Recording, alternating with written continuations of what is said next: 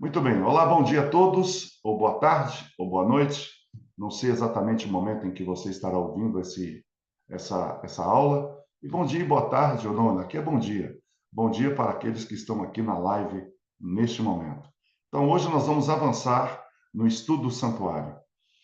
Bem, nesse momento, então, nós vamos começar uma introdução ao mais extenso assunto de todo o nosso estudo. Eu recomendo fortemente que vocês exerçam em oração a paciência, a concentração para a compreensão desse tema complexo e árduo para aprender. Sabe, eu posso afirmar com toda certeza, de longe, foi o estudo que mais me tomou tempo, análise, organização de ideias, para que você pudesse compreender adequadamente esse tema. Foram mais de 30 horas de preparo somente sobre esse tema. Vocês podem estar se perguntando agora, né? Que tema é esse? Que o Jonathan passou 30 horas ou mais preparando essa aula. Eu estou falando das 12 pedras presas por grampos de ouro ao peitoral do sumo sacerdote. Esses termos que eu estou usando aqui, 12 pedras presas por grampos de ouro ao peito do sacerdote, está escrito em Patriarcas e Profetas, página 351. Aquelas pedras que estavam no peitoral do sacerdote, ou do sumo sacerdote, como é que elas foram arranjadas?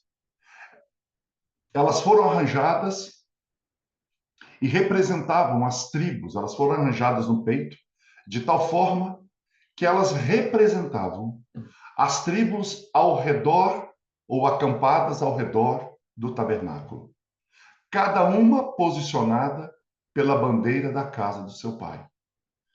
Isso está em Números 2, 1 a 34. Então, o que está dizendo em Números 2, 1 a 34?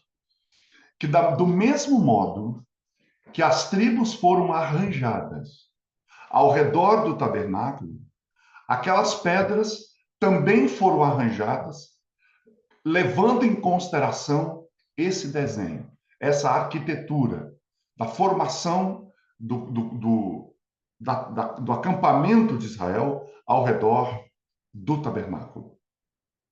É interessante notar que João, o revelador, ele observa na sua visão que esse arranjo, tanto do peitoral, que estava no peitoral do sacerdote, quanto esse arranjo que estava ali ao redor do tabernáculo, ele foi replicado. Mas replicado aonde? Replicado nos portais de cada lado da quadrangular, que a Nova Jerusalém é quadrada, ela é quadrangular, da Nova Jerusalém. Nós já sabemos disso. Em cada portão, em torno do seu perímetro, o nome de um líder dessa tribo, ela foi escrita. Então, posso dizer que a Nova Jerusalém, ela tem 12 portas.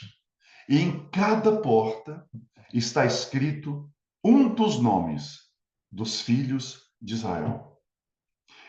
Quando você olha para os alicerces, a estrutura alicerçal da Cidade Santa, gemas ou pedras, eu vou chamar, às vezes eu vou falar pedras, às vezes eu vou falar gemas, tá? Que são joias. Gemas semelhantes, elas vão formar também o alicerce da cidade celestial. Isso está em Patriarcas e Profetas, página 351. Então, tanto o acampamento no deserto de Israel, como o peitoral do sumo sacerdote, foi planejado em formato quadrangular. E nesse estudo, obviamente, mais à frente, nós vamos fazer uma correlação entre os nomes que estão nas portas, ou nos portais da Cidade Santa, e os nomes que estão na base da Cidade Santa, porque na base, nos fundamentos da cidade, ok? Nos alicerces da cidade, também estão escritos os 12 nomes dos apóstolos. Então, 12 patriarcas, 12 apóstolos, para que a cidade, então, tivesse na fundação os apóstolos e nos portais a cidade santa.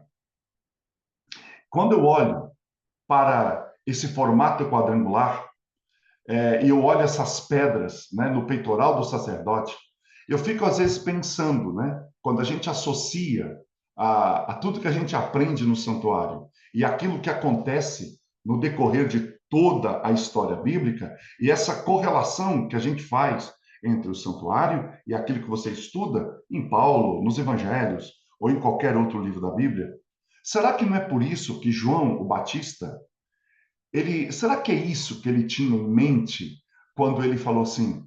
Porque destas pedras Deus pode suscitar filhos a Abraão?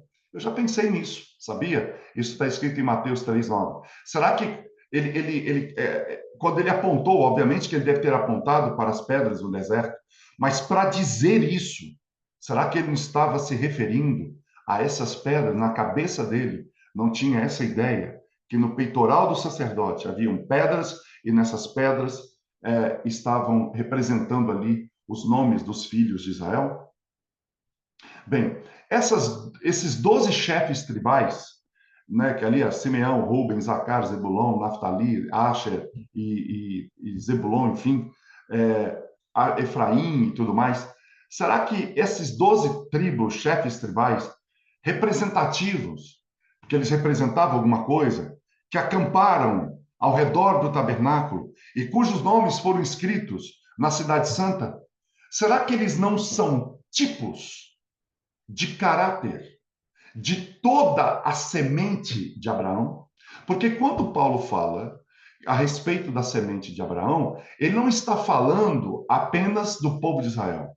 Ele está falando que pela fé em Cristo, todos foram feitos sementes de Abraão, incluindo nós. Então, isso inclui todo o povo de Deus. Portanto, esses 12 nomes, Judá, Levi, Zebulon, Isacar, Ruben, Asher, José, enfim, todo Benjamim, e todo Zebulon, Naftali, Dan, né? Todos esses nomes. Será que eles não são tipos do caráter e da personalidade da semente de Abraão, que abrange almas salvas em todos os lugares e através de todas as eras? Quando nós analisarmos cada um dos filhos de Jacó, é muito provável que você vai se identificar com algum deles. Quando eu estiver, por exemplo, falando aqui de Judá, eu queria que você, ao eu falar de Judá, de Naftali, de Ruben, de Issacar, de Zebulon, de Asher e de Dan, eu queria que você, ao falar deles, Rubens, que você pensasse assim: será que essas características desses filhos de Jacó, ou esses filhos de Israel, algum deles não se identifica com você? Não se identifica comigo? Deus, então, ele seleciona esses 12 filhos de Jacó. Por quê? Porque suas disposições hereditárias e o desenvolvimento de sua personalidade juntos formava esse microcosmo de toda a humanidade. Eles representam ou representavam todo tipo de pessoa que já viveu sobre a Terra. E uma vez que esses nomes estão ali nos portais da cidade, esses nomes estão ali porque eles estão retratando de uma forma convidativa, nesses portais da cidade celestial, eles estão ali convidando cada uma dessas pessoas, como se eles tivessem atingido o objetivo divino estabelecido para esses personagens. Portanto, todo homem, toda mulher e toda criança com características e problemas semelhantes tem a garantia de entrar na presença de Deus pelas portas. Eu não tenho dúvidas de que quando a grande multidão que for levada para o céu, os vivos que estiveram na ocasião de Jesus voltar, os mortos que ressuscitarem na primeira ressurreição, essa leva de salvos serão elevados para as alturas. E quando eles chegarem nos portais da Cidade Santa, quando eles se aproximarem, é o que eu penso, quando essa caravana ela for se aproximando de Jerusalém, a Nova Jerusalém, e que músicas, e os anjos, e as recepções, e assim como Israel, quando Israel ia para as festas, a festa dos tabernáculos, eles iam cantando, eles iam louvando. Eu acredito que essa multidão, elas vão louvar, elas vão cantar juntamente com anjos. E eu tenho a impressão de que um pouco antes de chegarmos na Cidade Santa, Ellen White diz que nós vamos guardar um sábado antes de entrar na Cidade Santa. Eu acredito que nesse dia nós não vamos parar, nós não vamos viajar. Nesse sábado nós vamos parar em algum lugar desse universo imenso. E ali, isso é uma crença minha, tá? É uma viajada que eu dou de vez em quando. E eu penso que ali, faltando talvez um dia para chegar na Cidade Santa, que a viagem vai demorar 7 dias, nós vamos parar nesse dia e ali já vai ser organizado. Quem pertence à tribo de Ruben, para cá, de Judá, para cá, e já vai formar ali os grupos, imensos grupos. O grupo de Judá, o grupo de Asher, o grupo de Ruben, de Zebulon, de Benjamim, de Simeão, cada um. E aí os anjos vão direcionar para os portais. Ruben entra por essa, os Rubenitas por aqui, o Judá por aqui, Simeão, os Simeonitas por aqui. Você já imaginou essa cena? Agora, e os minerais? E os minerais? Você vai ver aqui ouro, prata, pedras preciosas que foram incrustadas ali nas roupas dos sacerdotes. Como que isso pode representar o caráter de Cristo? Eu estou dizendo que os filhos de Jacó, imperfeitos, cheios de falhas, mas que pela graça de Cristo foram transformados, eles nos representam. Eles representam cada filho de Deus que já viveu, vive e ainda viverá nesse planeta. E Deus então vai separar essas pessoas por características similares a estes filhos de Jacó, e eles então entrarão cada um nas suas tribos pelas portas. Portanto, os filhos de Jacó representam o nosso caráter. Mas como que as pedras preciosas e os minerais podem representar o caráter de Cristo? A pergunta que a gente faz é: de onde vieram esses minerais? Eu queria que você imaginasse comigo agora. Você pode imaginar a escuridão das profundas minas de onde se extraiu o ouro, a prata, as pedras preciosas que os artesãos usaram? Porque às vezes a gente fala assim: eles usaram o ônix, o jaspe e tal, o berilo, o topázio, aquela coisa toda. Mas de onde elas vieram? De que profundidade elas vieram? De que minas elas vieram? Como elas se formam? O ouro, por exemplo, ele passou pela prova do fogo que se derreteu, e depois ele foi triturado, e por fim o martelo do artesão vai dando forma ao metal. Esse ouro fino, puro, refinado pelo fogo, passado pela prova das pancadas, das marteladas do artesão, ele representava a fé e o amor que crescem na dor. É incrível como que muitos, quando passam pela prova da dor e das pancadas, ao invés da fé e o amor crescer, esfria, diminui, reduz. Agora, por outro lado, o lapidário cortou, esmerilhou essas rochas multicoloridas. E como ele fez isso? Eu estou descrevendo isso para mostrar a vocês, e a nós e a todos, como o caráter de Cristo foi formado. A palavra de Deus diz que Cristo aprendeu a obediência pelas coisas que sofreu. Isso não quer dizer que ele não seria obediente na sua essência.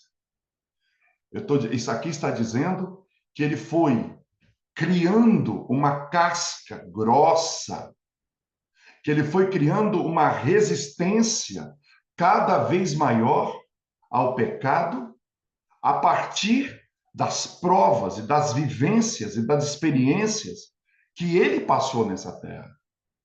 Então, nós precisamos ser semelhantes, se nós quisermos ser semelhantes a Cristo, nós temos que olhar para as provas, para as perdas, para as dificuldades, para as pancadas, para as quedas que nós tomamos e levamos como uma oportunidade, um aprendizado e uma oportunidade de nos tornarmos semelhantes a Ele, semelhantes a Cristo.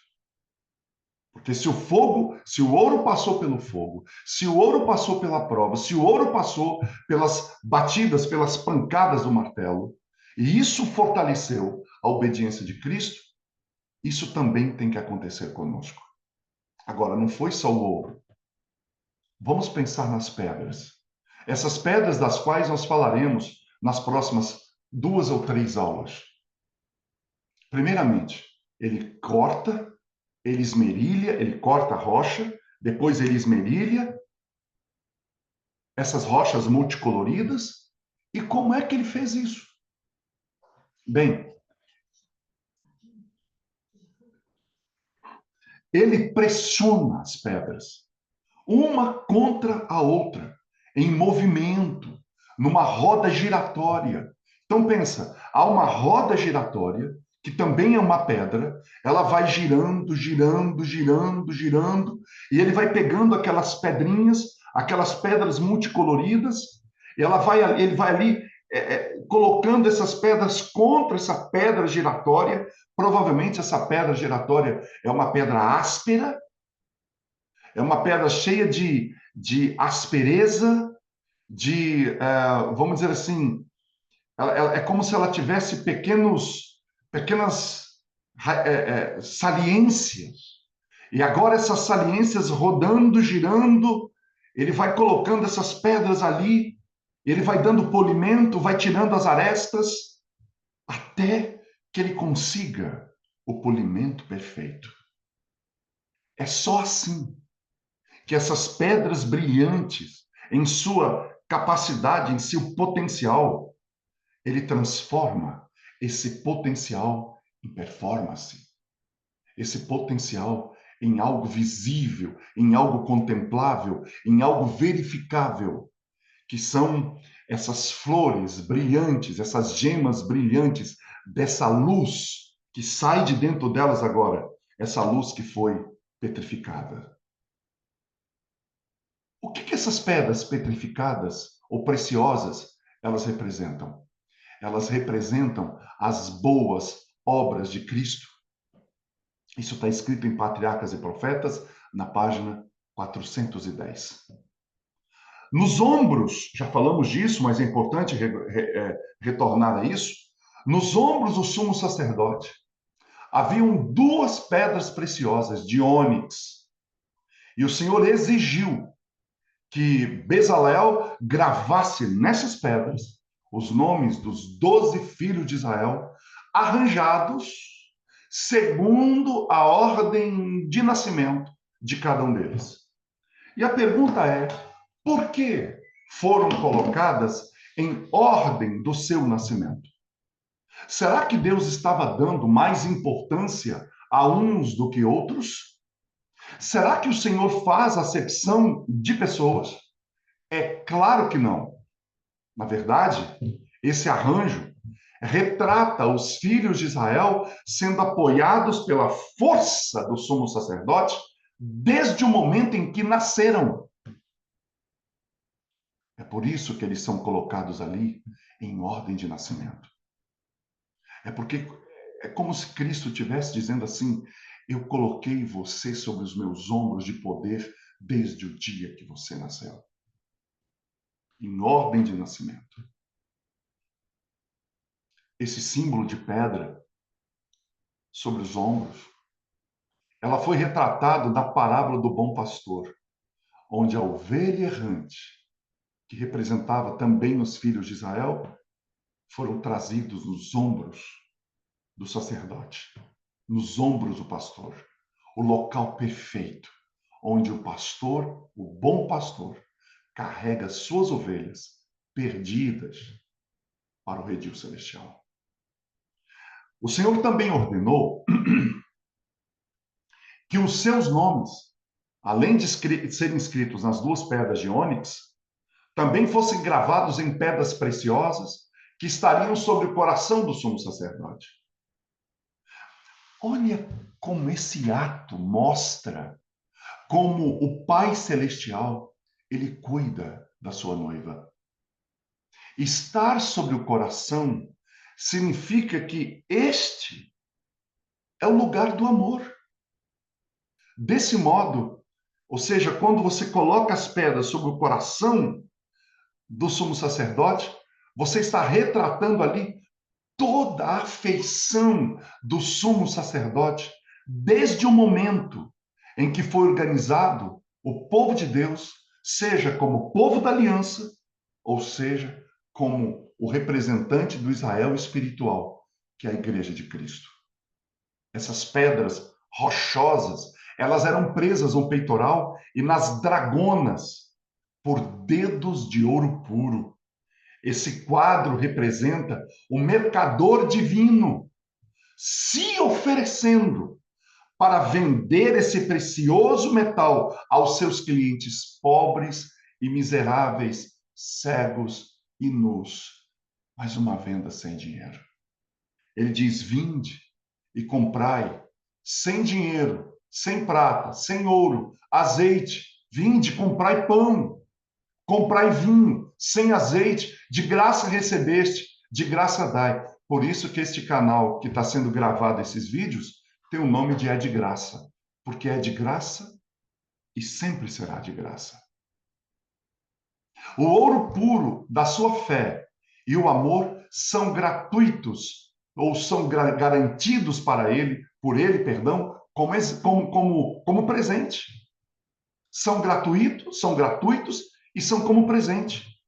É o seu amor de ouro, é o seu amor de ouro, que liga seu povo aos poderosos ombros do pastor e os prende ao coração terno do seu mediador. Você percebe como isso está ligado? Será que era isso que Paulo tinha em mente quando ele escreve em Romanos 8, verso 1? Agora, pois, nenhuma condenação há para os que estão em Cristo Jesus? Será que é isso que ele escreve, que ele estava em mente quando ele escreve em Romanos 8? Porque estou certo de que nem a morte, nem a vida, nem essa vida, nem a vida futura, nem as potestades, nada, absolutamente nada, poderá nos separar do amor de Deus que está em Cristo Jesus. Porque o amor de Deus diz: olha, você está no meu peito, que está grudado nas dragonas, que está grudado na pedra de ônix, que está sobre o meu ombro. Eu não consigo me desvencilhar de você. Não consigo, não posso. Deus nunca vai nos abandonar. A gente que abandona Deus. Mas mesmo quando a gente o abandona, ele ainda está ali, até que a porta da graça se feche. Ele continua insistindo para que o pecador volte para os seus ombros, volte para o seu coração, volte para a sua alma. As pedras, elas foram fixadas em 4 fileiras horizontais de 3 cada. Então você tinha 4, 4 e 4, totalizando 12 pedras. Como notamos, já notamos no passado, Judá, Issacar, Zebulon estavam localizados no leste da praça ao redor do tabernáculo. Ao sul estava Ruben, Simeão e Gade. Ao oeste, Efraim, Manassés e Benjamim. E ao norte, Dan, Asher e Naphtali. Em cada uma dessas 4 tríades, o líder é mencionado primeiro. Então, o líder do primeiro era Judá, o líder do sul era Ruben, o líder do oeste, Efraim, e o líder do norte era Dan. Se vocês se lembram, Deus havia organizado o seu povo ao redor do tabernáculo do mesmo modo que ele especificou a pedra, que ele deixou clara a pedra específica sobre o nome, onde o nome de cada um deveria ser gravado no peitoral. Deus não deixou isso a critério de Moisés e nem a critério de Bezalel, do tipo, vai pondo aí, olha, nessa você põe o nome de Dan, nessa aqui você põe o nome de Zebulon, nessa outra pedra aqui você coloca o de Benjamin, essa aqui outro, o de Aser, o Afnali, ou Issacar. Não, Deus não deixou isso. Deus fez isso. Deus planejou isso. Sabe por quê? Porque ele conhecia a personalidade e o caráter de cada um dos filhos de Jacó. Assim como ele conhece a nossa personalidade e o nosso caráter de maneira individualizada. Se ele conhece o meu caráter de maneira individualizada, ele sabe as fortalezas e as fraquezas que existem no meu caráter. E ele é o lapidário, aquele que lapida, aquele que tira as arestas. E como é que ele tira as arestas? Através das provas. A obediência que santifica. A obediência à palavra é santificadora. É a obediência à palavra que coloca a minha vontade, que é contrária à vontade de Deus, ou melhor, o meu desejo, que é contrário à vontade de Deus. Falamos isso na aula passada. Mas quando eu pego esse desejo e na hora de eu executá-lo, na minha vontade, a minha vontade eu cedo à vontade de Deus, é nesse momento que o meu cérebro, as conexões, o conectoma, os dendritos dentro do meu cérebro começam a fazer novas conexões, novas transformações. Até o ponto, eu sempre falo, eu tenho essa visão comigo, que o caráter perfeito é quando fazer as coisas boas por causa da obediência, por causa do poder que o Espírito Santo traz para a minha vida e para a tua vida, que te capacita para obedecer, e você subjuga a sua vontade à vontade de Deus, chegará um momento em que o seu comportamento, o meu comportamento, o seu pensamento e o meu pensamento bom, correto, justo, centrado na Bíblia, em acordo com a palavra, será tão automático, tão automatizado, quanto é automático o nosso pecado. É assim que eu entendo. Eu entendo que a transformação do caráter não é uma transformação do consciente. A transformação do caráter é uma transformação do inconsciente. Por quê? Porque, pensa bem, quando eu falo para Deus quem eu sou,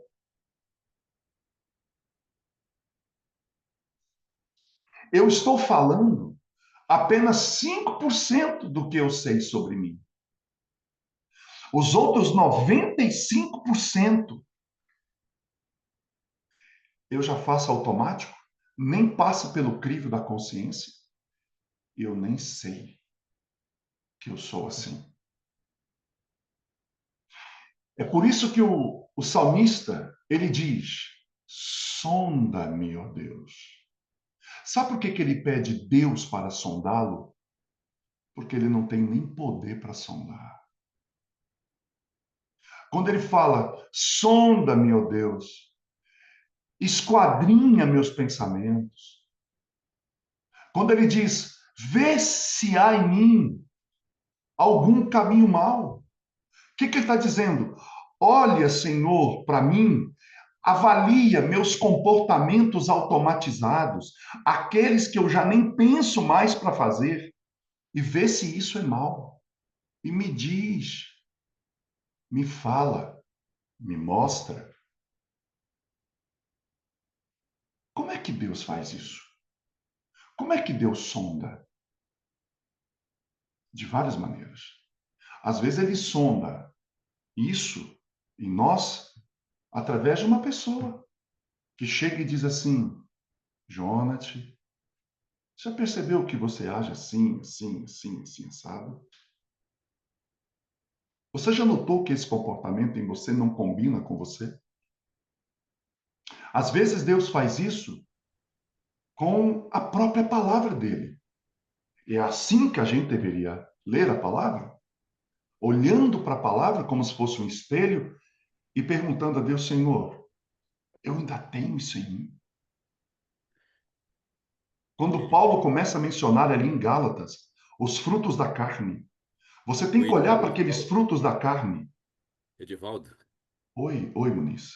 Muniz, isso, Oi. isso, isso que você está falando é tão verdade que quando Jesus diz assim para os justos, eu estive preso, vocês me visitaram. Eu estava nu, com fome. Eles vão dizer: quando foi, Senhor? Porque já era tão natural que eles É não. isso, é isso. Obrigado, Muniz. Aliás, sentindo sua falta, viu? Suas participações precisas e santificadas, né? Justas. Obrigado, amigo. Se torna natural. E aí, quando você olha para a palavra, você diz, Senhor, o que dessa lista aqui ainda está em mim? É por isso que a Bíblia fala que a gente precisa sondar o nosso coração, examinar. Examine cada um a si mesmo. Mas como é que você vai fazer esse exame se você não conhece tudo a seu respeito? É nessa hora que entra o Espírito Santo e ele começa a falar a tua consciência. Sabe aquela vozinha que diz assim: Ô, Jonas, faz isso não, cara. Isso aqui não. E a gente insiste. A gente às vezes insiste. Aquilo está revelando algo sobre mim que eu não tenho ideia. Mas a transformação é isso que a gente estava falando agora. Vai chegar um dia em que o nosso caráter transformado vai ser bom, ele vai agir corretamente, de acordo com os princípios divinos, de maneira automática. Você vai olhar para uma coisa que você amava, você não ama mais. Você vai olhar para uma coisa que você gostava, você não gosta mais. Você olhar para uma coisa que você praticava, você não sente vontade nenhuma. Sabe por quê? Porque como você trabalhou isso com Deus, permitiu que o martelo do Bezalel divino malhasse essa característica sua. Sabe o que aconteceu no seu cérebro? É assim. Deixa eu contar para você. Quando uma área do cérebro não é mais acionada, uma outra ocupa o lugar. Então a gente tem que pensar muito nessa questão do cérebro, né? Como é que a gente está fazendo aí a neuroplasticidade? O que que a neuroplasticidade tem a ver com salvação? Tem a ver com santificação. Então, por isso que Deus não deixa isso a critério de Moisés. Ele organiza, né? Ele organiza as tribos de tal modo que a tribo dominante e os seus dois companheiros, em seu arranjo em torno do tabernáculo, bem como o ambiente em que eles viveriam durante toda a peregrinação à Terra Prometida, eles foram cuidadosamente escolhidos por seu Pai Celestial, porque e tudo isso estava simbolizado no peito do sacerdote. Edivaldo, Oi. Edivaldinho, Sim. deixa eu levantar uma bola aí para você bater especialmente como conhecedor do comportamento humano e dessa perspectiva divina. Se o Senhor Deus olhasse o ser humano por aquilo que ele é, ele jamais os colocaria no peito do sacerdote representando Jesus.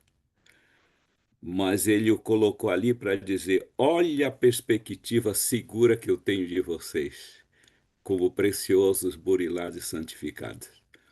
Que Ô, você Muniz, fala disso? que coisa maravilhosa isso. Sabe, eu sempre penso que Deus, ele é o maior investidor. Ele é o maior investidor. Ele investe mais em nós. Ele acredita, porque não é que ele acredita em nós. Ele acredita nele. Ele sabe do que ele é capaz de fazer com a gente. Quando a gente olha para a gente, para o nosso comportamento, e esse é um ponto importante. Comportamento, meus queridos. Às vezes a gente é muito comportamentalista. Até na igreja a gente é comportamentalista. Só que o que que a gente aprende? Que comportamento é só um sintoma. Quando você vai tratar uma infecção, qual que é o sintoma que você está com uma infecção? O sintoma é a febre. Aí você fica tomando remédio para febre ou você toma um antibiótico para tratar a infecção. E aí, quando você trata a infecção e você não tem mais infecção, sabe o que acontece? A febre vai embora. Ou seja, quando você trata a infecção, juntamente você trata a febre. O nosso comportamento é a febre, não é a infecção. E o que é a infecção? A infecção, ou seja, a origem dos nossos comportamentos, são nossas crenças fundamentais, nossos desejos pecaminosos, nossa natureza caída. É ela que tem que ser tratada. E eu pergunto: o doente pode se automedicar? Quem é que medica o doente? Quem é que trata o doente? É o médico. E é isso que Cristo diz. E ele tem eu acho que o coração dele tremia de tristeza, porque ele falava assim: sabe, eu vim para curar vocês, mas vocês não querem ser curados. Vocês não querem. Como é que um doente prova que ele não quer ser curado? Primeiro, ele não vai ao médico. Vocês não vieram a mim, ele diz. Vocês não vieram a mim. Vocês foram aos psicólogos, vocês foram aos psiquiatras, vocês foram às igrejas, vocês foram a líderes espirituais, vocês foram a Umbanda, a Quimbanda, a terreiro, vocês foram a centro espírita. Eu estou falando isso porque eu posso atingir a todos aqui. Vocês foram a um guru, mas não vieram a mim. Não vieram a mim. Então, primeiro, não ir ao médico. Segundo, vai ao médico. Até vai. Alguns vão. Mas não compram os remédios que ele dá. Não segue a receita. Porque alguns remédios que o médico dá são amargos. Ah, não, eu só quero a S, que é docinho. Eu só quero a S, que é docinho. Se for um remédio amargo, eu não quero. Porque às vezes você vai ao médico e fala: Deus, eu tenho um problema com paciência, eu não sou paciente, eu tenho dificuldade com paciência. Aí Deus te coloca numa fila, igual ontem, por exemplo. Nós saímos do horário do voo de Salvador. Saímos lá, era 8 horas da noite. Quando chegamos aqui no aeroporto, eram 10 horas. Falei: poxa, vou chegar em casa cedo. Aí o avião ficou parado. 1 hora, só esperando um lugar para estacionar. Aí depois, eu liguei para um amigo, que é uma pessoa que já eu conheço, que é um taxista, para me levar para casa. Aí ele me mandou um companheiro dele lá, faz parte do time dele, para poder me levar para casa de táxi. O cara vinha 20 por hora. Eu lá dentro do carro pensando assim: obrigado, Deus, porque eu te peço para ser paciente, o Senhor me coloca nessa situação aí. Ou seja, se você pede paciência, Deus vai te colocar em situações em que você tem que exercitar a paciência. Por exemplo, imagina uma pessoa que tem problemas na área da sexualidade, né? Tem problemas, a pessoa não pode ver um rabo de saia e já fica todo doido. E aí ele vive assistindo filmes cheios de cenas eróticas. O médico está dizendo: você precisa desligar isso aí. Você precisa parar de ver isso. Porque se você não parar de ver isso, você está alimentando a infecção. E aí, a febre, que é o seu comportamento, você vai continuar tendo febre. Aí você vai, Senhor, por favor, me ajuda. Ele vai falar assim: não tem como. Eu não posso fazer mais nada do que isso. Eu não vou pegar com o meu dedo lá e falei, tuque, não vou desligar. Você tem que escolher desligar.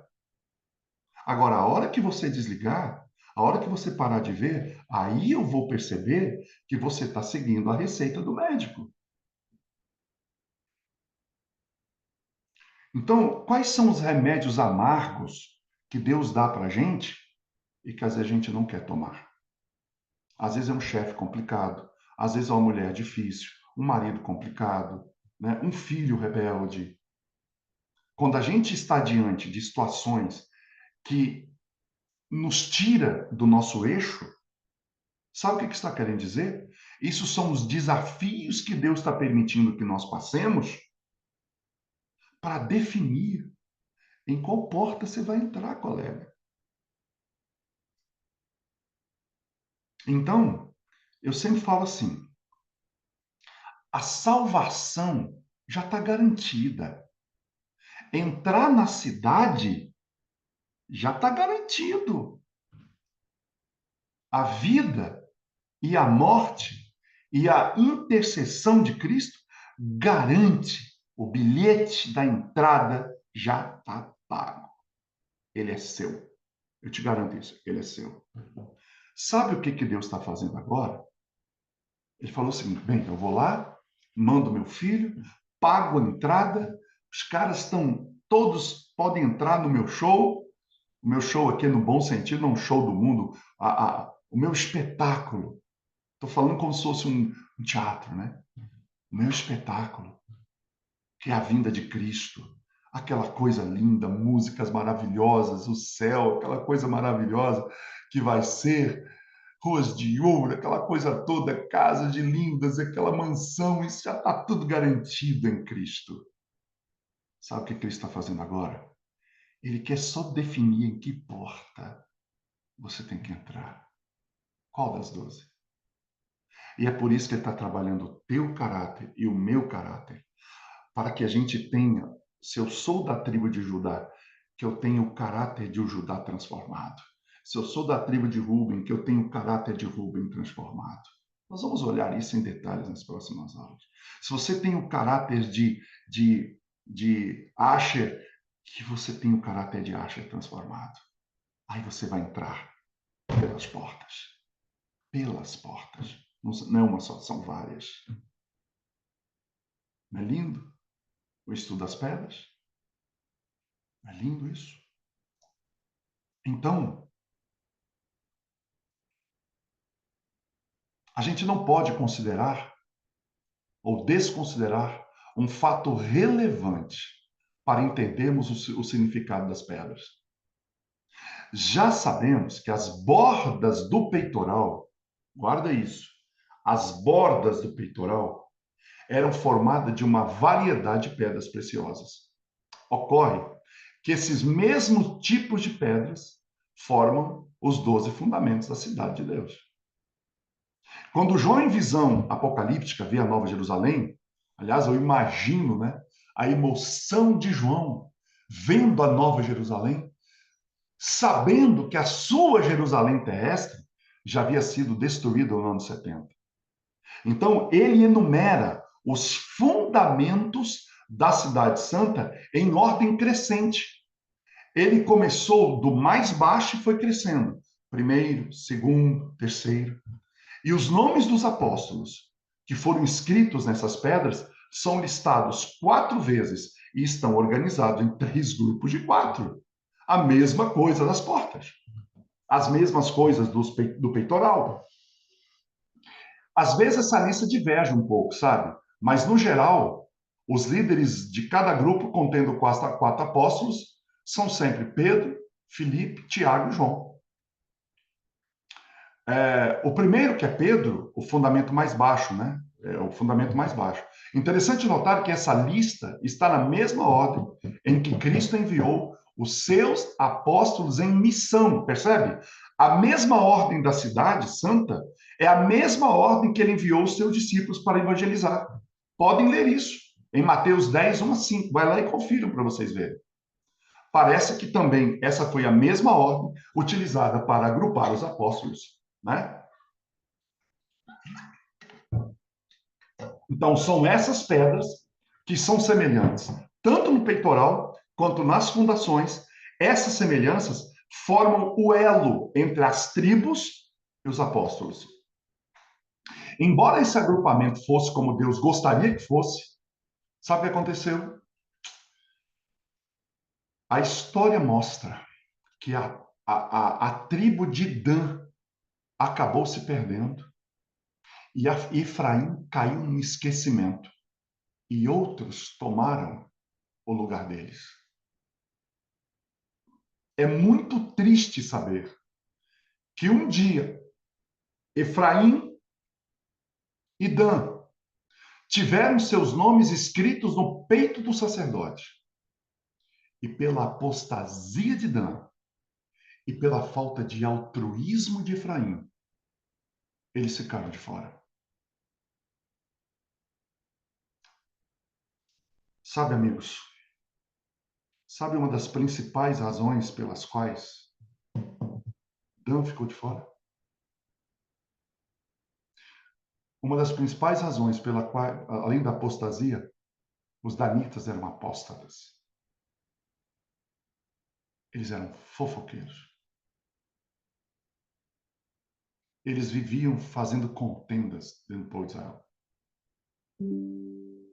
É por isso que Deus diz que há 6 coisas que Deus detesta e o 7º ele abomina, o que semeia contenda entre os irmãos.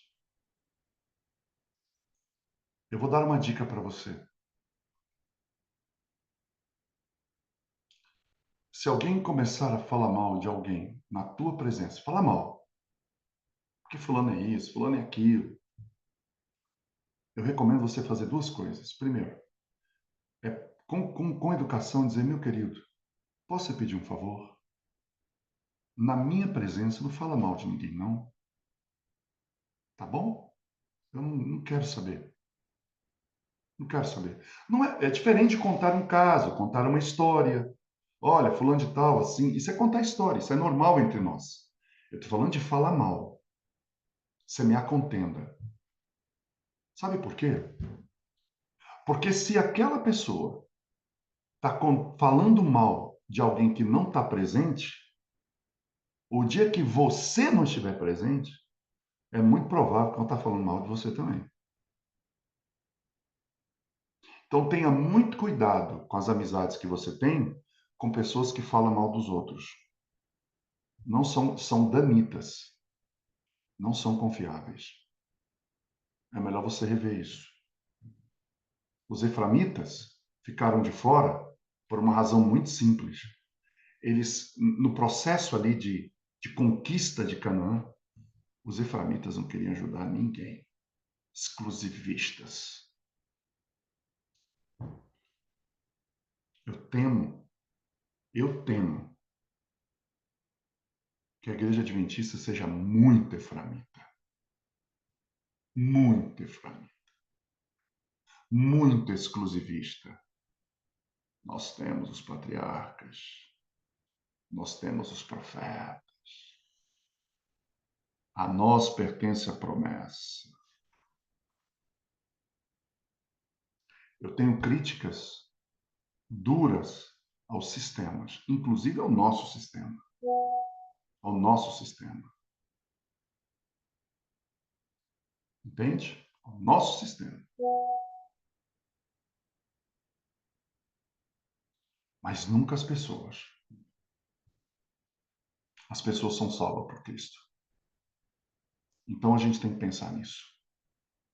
O que o Senhor está mostrando com isso? Ele está mostrando a verdade de que, embora tenha seus planos, ele nunca força a vontade humana. E ele permite que cada um faça escolhas pessoais. Jesus adverte seus filhos e filhas em todas as épocas que muitos são os que estão sendo chamados, mas poucos são os que são escolhidos. A verdade é aquilo que você escolhe. Deus já te escolheu, mas em todo mundo escolheu Deus. Então, embora esse agrupamento fosse como Deus gostaria que fosse, a história então mostra que Dan acabou se perdendo e Efraim acabou caindo no esquecimento. Essa mesma triste verdade nós vemos na história dos apóstolos. Judas apostatou e o seu substituto assumiu sua posição. Está em Atos 1, 15 a 26. Essa triste realidade, meus queridos, vai se repetir na história no fim do mundo. Ellen White escreveu o seguinte, eu vou ler agora. Ao aproximar-se a tempestade, uma classe numerosa que tem professado a fé na mensagem do terceiro anjo, mas não tem sido santificada. Olha que interessante. Uma classe numerosa, é gente demais, que tem professado a fé. Eu sou. Ou seja, é uma competência de fé declarada, não vivida, que tem professado a fé na mensagem do terceiro anjo, mas não tem sido santificado. Ou seja, eu posso professar, mas eu não sou santificado só porque eu professo. A santificação não vem por profissão. A santificação, ela vem pela obediência à verdade. Estes que não foram santificados pela obediência à verdade, abandonam sua posição, passando para as fileiras do adversário. Agora, interessante a gente se perguntar que Deus nos ajude para que nós não sejamos um desse. Que Deus nos ajude, que Deus sonde o nosso coração para que a gente, ao olhar para isso, fale assim, eu não quero estar nesse lugar. Não quero. Então, que Deus agora nos traga a santificação pela obediência à verdade que nós professamos. Outro ponto importante nesse estudo é pensar sobre o número 12. O número 12 é significativo. Você tem 12 patriarcas formaram a organização da igreja no Antigo Testamento, no deserto, enquanto 12 apóstolos foram os pioneiros da igreja no Novo Testamento, no mundo de hoje. Então, 12 parece o número no qual o governo de Deus se baseia ao longo da história. Por exemplo, Salomão nomeou 12 oficiais sobre todo Israel. Está em 1 Reis 4:7, 1 Reis 11:30 e Esdras 8:24. Um autor chamado A.B. Bruce, ele sugeriu o seguinte, enquanto 7 é igual a 3 mais 4, ou seja, o aumento de tudo que está contido nos dois números separadamente, mostrando que o quanto é possível ao homem, que é representado pelo 4, em união com o 3, que é a representação do divino. Já o número 12, o 4 é predominantemente visto. Cristo poderia ter chamado 3 líderes, apenas como fez no Egito. Moisés, Arão e Miriam. Ele poderia ter nomeado 7 apóstolos, pois os diáconos foram contados em 7. Ele poderia ter escolhido 70, como ele enviou mais tarde, mas não, ele escolhe 12. Então, o número 12 é igualmente significativo no caso das tribos de Israel. Essas palavras revelam o plano de longo prazo de nosso Senhor Jesus Cristo para fundir 12 chefes tribais originais ao seu povo original, né? Ao seu povo da sua igreja universal, liderada pelos 12 apóstolos. Portanto, essa união entre a igreja do Antigo Testamento e a igreja do Novo Testamento, essa união é feita pela conexão que existe entre as personalidades e o caráter desses 24 homens, 12 apóstolos, 12 patriarcas. Então, quando finalmente constituídos sob a sua liderança apostólica, seu desígnio consumado para a humanidade, incluirá, isso que é lindo, incluirá todos em todas as épocas. Todos.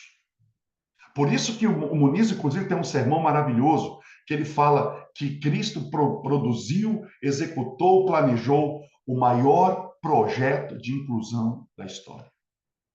Ele nos incluiu na sua humanidade. Isso eu não vou esquecer, Muniz. Se eu esquecer, você fala algum. Ele nos incluiu no seu nascimento, ele nos incluiu na sua vida, ele nos incluiu na sua morte, ele nos incluiu na sua ressurreição, ele nos incluiu no trono de Deus. No trono, ele nos incluiu em tudo.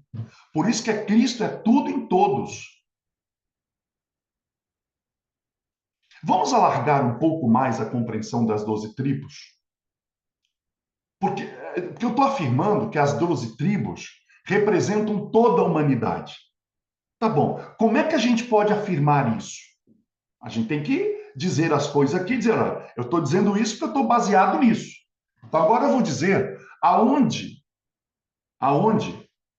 eu estou afirmando isso. Quando a gente lê o que João, em visão, escreveu sobre os portões de pérola da cidade santa, ele viu o nome dos 12 tribos escrito nas suas portas. E a pergunta é, por que estão escritos ali? Claro, esses nomes asseguram que todas as pessoas podem ser salvas. Ali na cidade está escrito o nome de Simeão, Levi, Judá. Mas qual Simeão? Qual Levi? Os dois assassinos ferozes que mataram aqueles siquemitas inocentes, que haviam buscado reconciliação para o erro que haviam cometido, e nem cristãos eles eram. É esse Levi? É esse Simeão? Ou é o Levi convertido? Ou é o Simeão convertido? Qual Judá? O que se envolvia com prostituta? Que andava por aí abusando do sexo, se prostituindo, enganando? Ou Judá quebrantado? A personalidade de cada filho de Jacó é replicado por toda a humanidade. Por exemplo, nela vai estar a personalidade do líder Judá. Lá vai estar os intrépidos, como Simeão. Lá estarão aqueles que gostam de trabalhar com detalhes.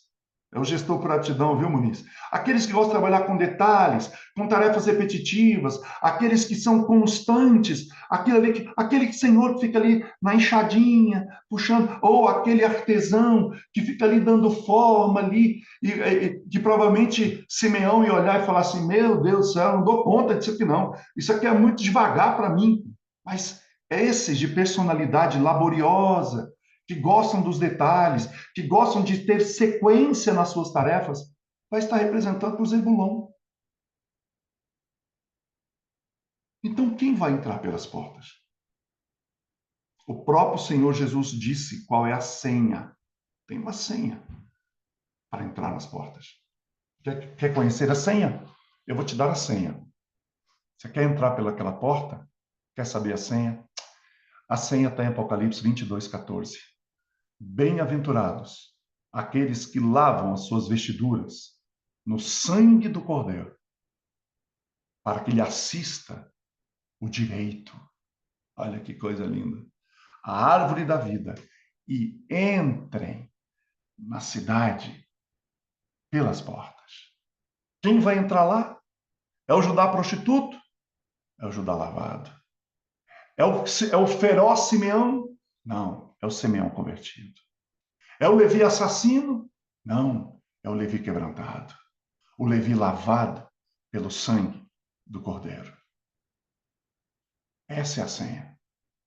O céu vai estar cheio, lotado de ex-pecadores. Não haverá um, a não ser Cristo, que vai poder dizer: eu estou aqui porque eu nunca pequei. Todos serão ex-pecadores.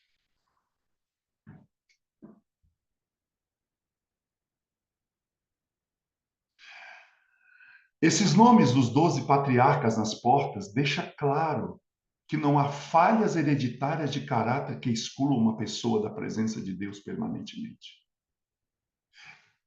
Esses nomes ali provam que o plano de salvação pode transformar todo tipo de personalidade e prepará-la para o céu. A única condição para entrar é que vendam tudo que possuem para comprar a pérola de grande valor. Você está disposto a vender tudo, a entregar tudo pela pedra de grande valor?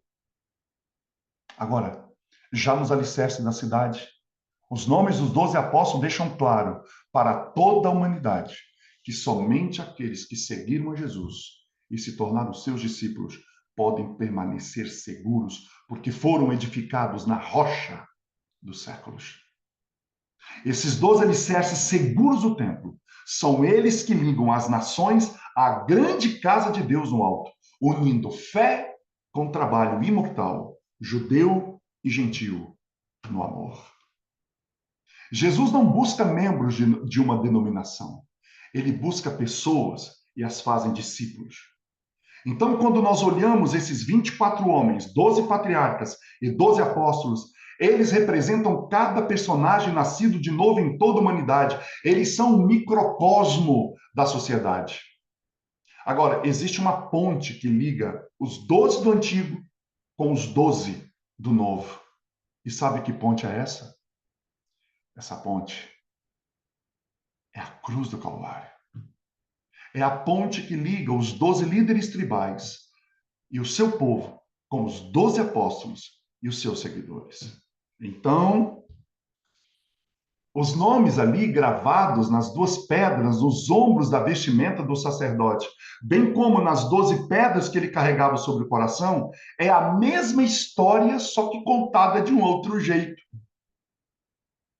Os nomes escritos naquelas pedras, carregadas diariamente pelo sumo sacerdote no lugar santo, na presença de Deus, mas o poder dos seus ombros e a interminável preocupação de seu coração se combinam para transformar sua natureza terrena numa natureza divina. Nunca nos esqueçamos disso. Caso a gente tente achar que nós podemos fazer alguma coisa pela nossa salvação. É o ministério de sua graça que nos habilita a escapar da corrupção e a concupiscência que há no mundo. Isso está em 2 Pedro 1,4. É no lugar santo do santuário que somos santificados pelo Espírito. Então Deus organiza 12 tribos em 4 grupos de 3 ao redor do santuário, o mesmo desenho das pedras no peitoral do sumo sacerdote. E por que Deus faz isso? Porque ele queria que eles se apoiassem, que eles se ajudassem. A força de um clã compensava a fraqueza do outro. Da mesma maneira, os 12 apóstolos foram reunidos por Cristo em grupos bem equilibrados, 3 equipes de 4. Encabeçando um dos grupos em que se dividem os apóstolos, por exemplo, estava Filipe, estava Pedro, estava Tiago, estava João, como eu já disse. E Pedro era o líder do lado que incluía André. Ellen White escreve o seguinte: os apóstolos diferiam amplamente em hábitos e disposições.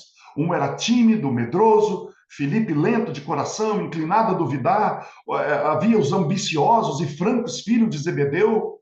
Esses foram os reunidos em suas diferentes falhas, tendências herdadas, cultivadas para o mal.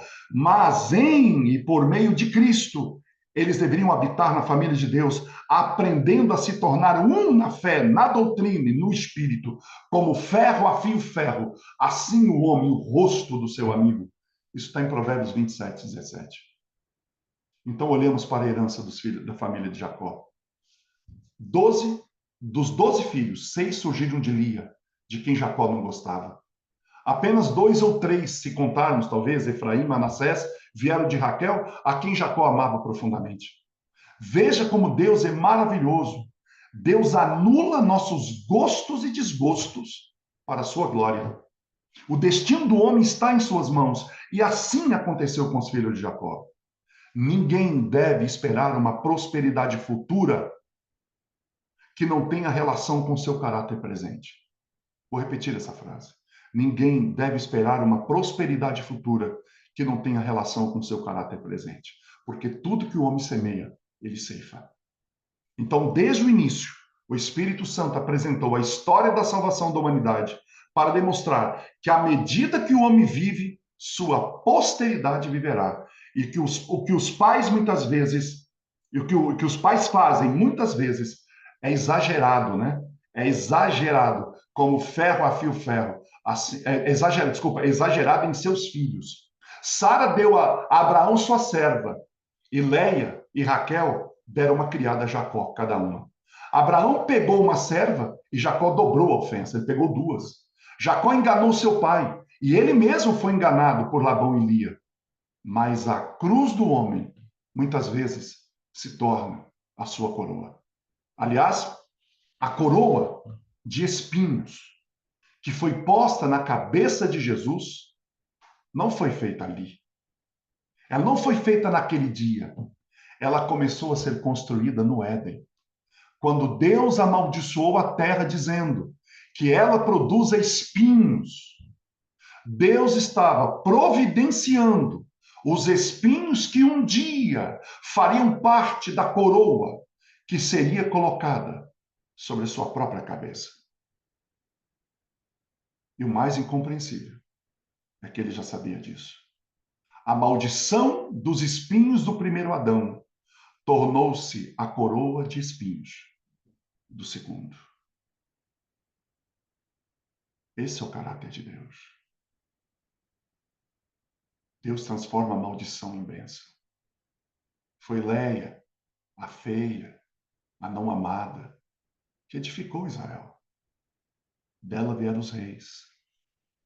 Dela vieram os sacerdotes. Talvez você se sinta o menor, o menos capaz, a menos capaz, o mais insignificante, a mais insignificante. Deus pega a Leia, a menos significante, e dela vieram reis e sacerdotes. Os filhos de Jacó eram todos ardentes, ativos, vigorosos. Eles não eram macios, flexíveis. Se um homem é enérgico em projeto ruim, gente, ele vai ser no bom se ele for transformado, se ele for conduzido corretamente. Aquele que é mais perdoado, amará com mais vontade, amará com mais ardor. Nós vemos isso na vida de Davi, de Saulo de Tarso, de Maria Madalena e de tantos outros. Nas 12 tribos, nós encontramos todas as classes. Nós vamos ver isso. Agricultores, construtores navais, marinheiros, membros de tribos fronteiriças expostas aos perigos, mercadores, escritores, servos que ficaram em casa. Tem todo tipo ali. Então Deus escolheu revelar sua vontade e seu caminho por meio da história dessas tribos, porque eles eram epístolas vivas. E epístolas vivas são mais atraentes e mais legíveis. Ele nos deixou a história das maneiras pelas quais ele conduziu cada grupo por aquelas circunstâncias que ele sabia que seriam melhores para levá-los à glória. E através de todos eles, nós vemos o que ele fez e o que ele faz, apenas porque os amava muito. Muito bem. Essa introdução que nós fizemos, ela é necessária para que, a partir do próximo estudo, nós comecemos a olhar, aí sim, a lista de pedras do peitoral que está, ou que estava, no peitoral do sacerdote. Desse modo, nós estamos encerrando o nosso estudo de hoje e já vou abrir aqui aquele nosso combinado no celular. Deixa eu abrir aqui. Eu acho que não tem necessidade mais de eu explicar isso para vocês, né?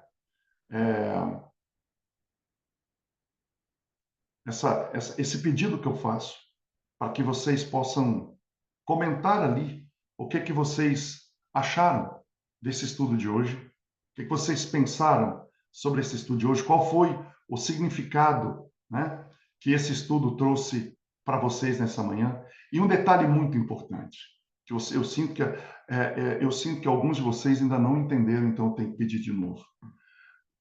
Gente, deixa eu dizer uma coisa para vocês. Esse estudo é de graça. Eu não cobro nada, não exijo nada. Eu só peço a você que vá lá no canal É de Graça e dê um ok lá, um joia, faça um comentário. Quanto custa para você fazer isso? Quanto tempo você gasta? Pensa bem. Quanto tempo você acha que eu uso do tempo que eu tenho para preparar esse material? Para te entregar isso de graça. Por que você não pode ir lá e contribuir com um comentário lá? Não para mim. Fala lá o que aquilo fez para você. Porque aí aquilo vai chegar para mais gente. Eu só tenho esse interesse. E quando eu peço para você colocar uma mensagem aqui no WhatsApp, é só para falar para esses 200 que ainda estão aqui, para eles lá verem. É só por isso. Nós temos 200 pessoas aqui, gente. Nós temos de 21 na live. 180 não estão aqui. Eu não quero, não precisa ter live cheia. Nunca pedi isso. Se tiver ninguém aqui, eu vou fazer do mesmo jeito. Já falei isso. Mas lá no canal, a pessoa assistir, isso me interessa. A mensagem chegar, isso me interessa. Então, mande a mensagem aqui. Vá lá no canal, coloca lá um joinha e coloca um comentário. O que você achou da mensagem lá? Para que o YouTube distribua isso para o mundo. Ok? Eu conto com você. O Evangelho conta com você. Vamos orar? Nosso amado Deus, nosso eterno Pai, muito obrigado, porque o Senhor revelou tantas e tantas verdades profundas para a nossa vida e para a nossa alma. Obrigado, Senhor, pela tua maravilhosa graça. Obrigado porque o Senhor olhou para nós sem merecermos, com tanto olhar de compaixão, com tanto olhar de amor. Eu peço ao Senhor, Pai, que o Senhor transforme a nossa personalidade e caráter, como o Senhor fez com aqueles homens. E que cada um que está ouvindo essa oração, seja aqui agora ao vivo, ou depois no vídeo, possa ser mais um que vai entrar por aquelas portas. Eu te peço isso nesse dia, em nome de Jesus. Amém. Que Deus abençoe a todos. E até sábado que vem, se Deus quiser, onde nós iremos, então, falar assim, indefinitivamente, sobre as pedras. Grande abraço.